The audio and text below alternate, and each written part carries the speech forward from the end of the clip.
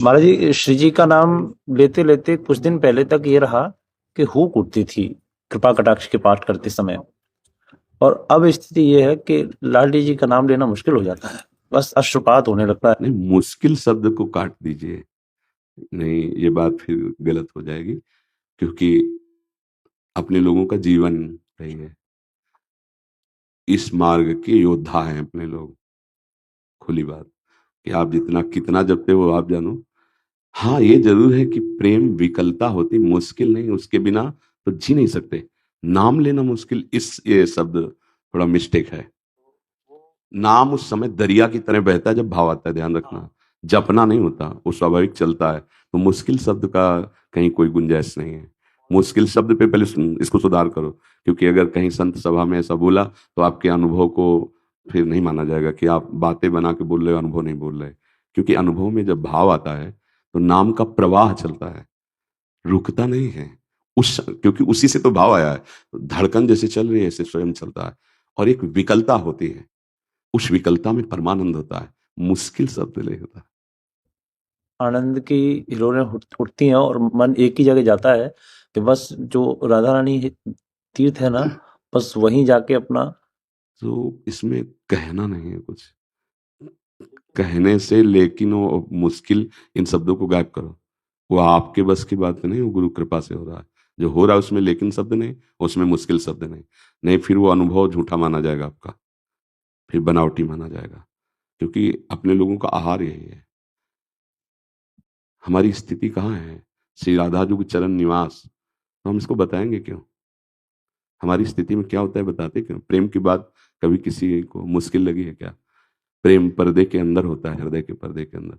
उसको प्रकट नहीं, उसकी बाह्य बातें कही जाती है जो शास्त्रों में लिखे, अपनी अनुभव की बात सिद्धांत की कही जाती है, प्रेम की नहीं।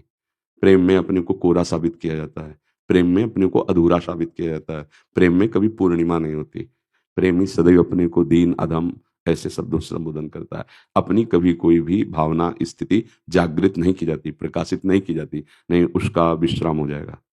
और साधारण शब्दों में समझ लीजिए कि जब नाम का रंग चढ़ेगा तो मुश्किल शब्द लेकिन शब्द इनका कोई महत्व नहीं होता।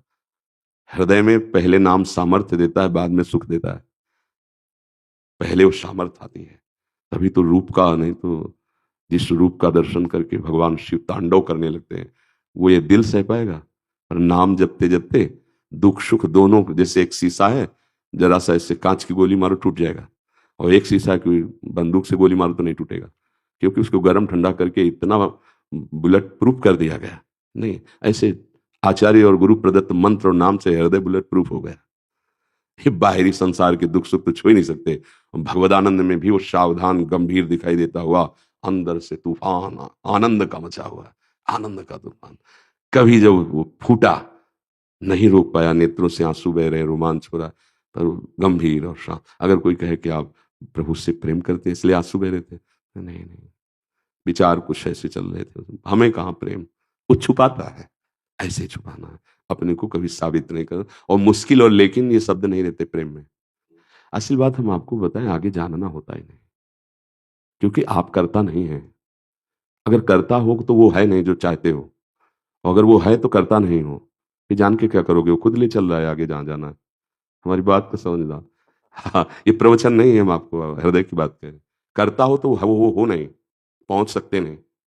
अहंकार विमूढ़ात्मा करता हमिति मन्यते, चाहे सत हो या असत। अगर वो करवा रहे हैं तो आपको जानने की क्या जरूरत है? आगे तो वही चल रहे हैं ना, गुरुदेव की कृपा, श्री जी की कृपा आगे चल रही। आगे अब क्या होना है, वो स्थिति देंगे, ज्ञान देंगे, चला देंगे। आप तो बस ऐसे बने रहिए, राधा राधा राधा, ठीक है। सब होता ही जा रहा है। धन्यवाद। महाराज जी राधे राधे। महाराज जी मैं 5वीं छठी क्लास से ही हनुमान चालीसा जी का जाप करता आया हूँ। हनुमान जी ने मुझे दिव्य दर्शन भी दिए हैं सपने में। लेकिन महाराज जी 1 जनवरी 2024 की रात आप मेरे सपने में आए। महाराज जी 2 घंटे तक आपने इधर ही मुझे अपनी गोद में बिठाकर एक छोटे बच्चे की तरह दुलार किया। महाराज जी उस दिन के बाद से मुझे आप ही दिखाई देते हो। क्या आदेश है महाराज जी? हमारे जो प्रभु है ना, वो कोई भी रूप धारण कर सकते हैं। तो देखो वही लीला कर रहे हैं, जो हनुमान जी है वही लीला कर रहे हैं। वो ये रूप धारण करके आपको ऐसे मिल रहे हैं, क्योंकि अगर हम गए होते तो मुझे पता होता। मेरे स्वामी कोई बिका हुआ जीवन है ना, तो वो रूप धर करके वो लीला कर रहे हैं। ठीक है, आप नाम जप करो और अपने को छुपाने की कोशिश करो। अपने को कभी ये मत जनाओ कि आपको ऐसा ऐसा, क्योंकि उससे क्या होगा कि फिर अहम पुष्ट हो जाएगा। अहम पुष्ट हो जाएगा तो सब रुक जाएगा। संस्कृति के चक्र में फंसाने वाला अहंकार होता है, उसको बर्दाश्त नहीं होता। बुराई कभी मैक से नहीं बोली गई। क्यों? देखो अहम की लीला। अगर एक सत्क्रिया है तो मेरा मन अंदर से कहेगा मैं बोल दूं, आप मेरे अतिथि हो, भगवत स्वरूप मेरे लिए आए हो, इसलिए आगे के लिए सावधान करता हूं। इसकी चाल को समझो। अहम अपनी सत्क्रियाओं को प्रकाशित करके नष्ट करना चाहता है। ध्यान देना, अगर हमने कोई दान पुण्य किया है, किसी की सेवा की है, कुछ भजन बना है, उसको यदि हम अंकों में या उसको प्रकाशित करते हैं तो क्षीण हो जाएगा वो। और हमारे जो गुप्त पाप हैं वो कभी हम प्रकाशित नहीं करते, तो हम पुण्य को क्यों प्रकाशित करें? मतलब विवेक थोड़ा लगा के देखो, तो ये अहम देवता पुण्य रहने नहीं देते। तो हमें लगता है कि यदि हनुमान जी की कृपा है तो हनुमान जी जानते हो, आप जानते हो, किसी और को मत बताओ, अंदर ही अंदर रखो। देखो, अगर संत स्वप्न में आए, भगवान आए, तो सच्ची वो आए हैं, क्योंकि त्रिकाल सत्य है। तो हमको आनंदित होना कि हमारे ऊपर भगवान की बहुत कृपा है। पर आपको बताएं अहम का खेल, अगर स्वप्न में भी कुछ अच्छा आ गया है ना, तो पुलकावली होगी कि कहीं तो हम बतावें, कहीं हम बतावें। बस वो खाली करना चाहता है अहम। इसलिए हमें लगता है अच्छा स्वप्न आवे, संत महात्मा आवे, कुछ ऐसा दिव्य हो तो छुपा लेना, उसको मत कहना, तो वो आगे बढ़ता चला जाएगा। आनंद, भगवदानंद छुपाने से बढ़ता है, छपाने से, व्यक्त करने से वो रुक जाता है। तो अभी हमारी दृष्टि में तो बच्चे ही हो ना, इसलिए आगे से सावधान रहना, ठीक है? और नाम जप करना, आपके ऊपर बड़ी कृपा है जो आप ऐसा अनुभव कर रहे हैं। आप वही हनुमान जी हैं, वही प्रभु हैं, वही स्वामी सेवक का।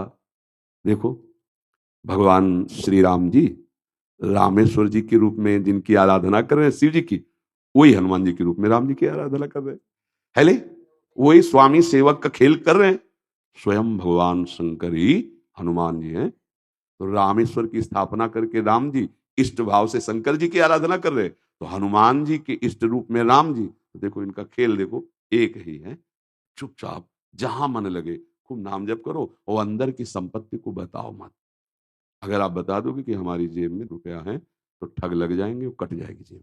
देख, हाँ, इसलिए जैसे हम रुपया नहीं बताते, अगर तुमसे कहा जाए माइक में आप खड़े होकर के बोलिए आपकी जेब में कितने हैं, तो हाँ चुप हो जाएंगे। क्या मतलब ये माइक में बोल दो, इसका मतलब हमें पिटवाना चाहता है। बस ऐसे सोचो, जब तुम्हारा अहंकार तुम्हारे पुण्य को, तुम्हारे भजन को बाहर व्यक्त करना चाहे, तो समझो ठग लग जाएंगे, पीछे जेब कट जाएगी। नहीं बताना है। अगर कोई कहे भी कि आप बहुत भजनानंदी, बहुत ऐसे, तो उस समय नेत्र झुका ले कि मेरी सामर्थ्य कहाँ, गुरुजनों की कृपा है, भगवान की कृपा है तो हो रहा है, मेरे में सामर्थ्य क्या। अगर वो ना चाहे तो हम तो एक श्वास भी नहीं ले सकते, भजन करने की क्या बात। ठीक है, सब अभिमान रहित होकर दैन्य भाव से इस मार्ग में चला जाता है। खूब नाम जप कीजिए, सब सुखी रहिए, स्वस्थ रहिए, और अंदर से निर्विकार बनने की चेष्टा कीजिए। सुखी और स्वस्थ वही है जो भगवान की शरण में है, जो भगवान के आश्रित है।